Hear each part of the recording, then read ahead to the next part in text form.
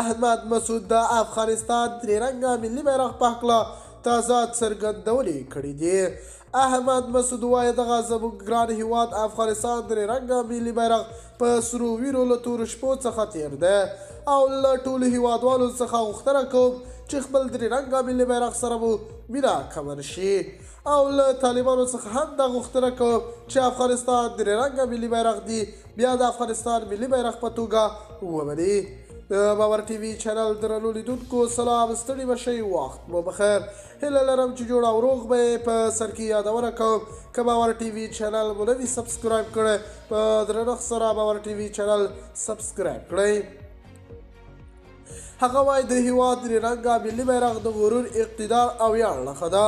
ملي بیرغ د یووالي د سمبول په توګه پیژندل کیږي چې د افغانستان درې رنګه ملي بیرغ تور رنګ د تیارو ورځو سمبول، سور رنګ د تجاوز کوونکو پر وړاندې دی، ځمکه او هیواد د خلکو د وینو او قربانۍ سمبول او د بیرغ شین رنګ د ښېرازۍ او راتلونکي ته د هیلې مندۍ نښه ده.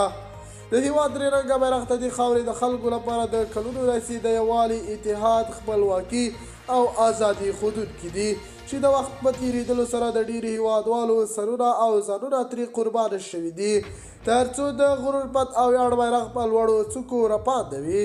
نن ورځ د حساسو سیاسي، امنیتي او د خپل ګران هیواد افغانستان ودانۍ ته په کتلو سره اړینه بلل کیږي چې ټول یو ځای د دولت رهبري او د خپل رسخندونکو امنیتي ځواکونو چې د خپل د هیواد د بیرغ د رپاندو له ساتلو لپاره ډېر زحمتونه ګاللي او قربانۍ ورکړي باید زموږ مینه ورسره کمه نشي او انشاءالله دغه درې رنګه بیرغ به بیا هم د ملي بیرغ په توګه بلل کیږي.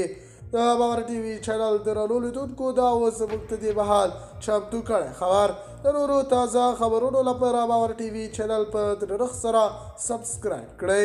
الله په تربیه ښې چارې